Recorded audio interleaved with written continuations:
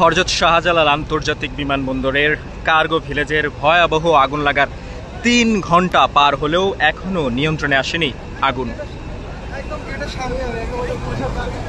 এখনও ঘটনাস্থলে কালো ধোঁয়ার কুণ্ডলী আমরা দেখতে পাচ্ছি এবং আগুন নিয়ন্ত্রণে কাজ করছে ১৩টি স্টেশনের মোট ৩৬টি ইউনিট। সেই সঙ্গে র্যাব, বিজিবি, সেনাবাহিনী, নৌবাহিনী সহ সম্মিলিত প্রচেষ্টায় চালানো হচ্ছে এই আগুন নিয়ন্ত্রণে নেয়ার জন্য। দুপুর ২টা ১৫ এই আগুনের ঘটনা ঘটে এবং তার পরপরই কিন্তু ফায়ার সার্ভিসের ইউনিট এই আগুন নিয়ন্ত্রণে নিয়ে আসার চেষ্টা করে। এখনও সেই চেষ্টা চলমান রয়েছে। এই অগ্নিকাণ্ডের ঘটনায় কিন্তু এখনও পর্যন্ত শাহজালাল আন্তর্জাতিক বিমানবন্দরের যে ফ্লাইট সেটি কিন্তু বন্ধ রাখা হয়েছে। সেই কারণে অন্তত ৮টি ফ্লাইট চট্টগ্রামে অবতরণ করেছেন।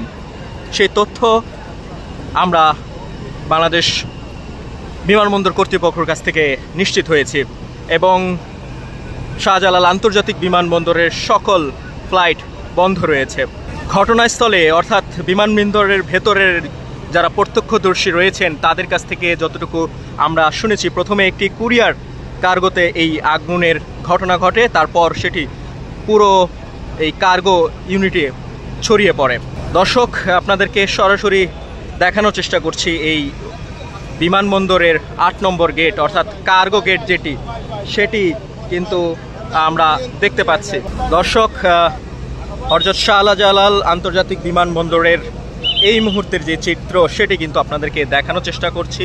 সেনাবাহিনী, র্যাব, বিজিবি এবং ফায়ার সার্ভিসের সম্মিলিত প্রচেষ্টায়, সঙ্গে বিমান বাহিনী এবং নৌবাহিনীর সম্মিলিত চেষ্টায় কিন্তু এই আগুন নিয়ন্ত্রণে নেয়ার চেষ্টা করছে এবং সেটি কিন্তু আমরা দেখতেই পাচ্ছি এবং নিরলসভাবে সেই চেষ্টা চলছে।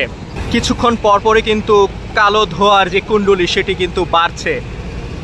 সেটি নিয়ন্ত্রণের চেষ্টায় সম্মিলিতভাবে কাজ করছে র্যাব, বিজিবি, নৌবাহিনী এবং সেনাবাহিনী এবং ফায়ার সার্ভিসের কর্মকর্তারা। নিরলসভাবে তারা সেটি চালিয়ে যাচ্ছে।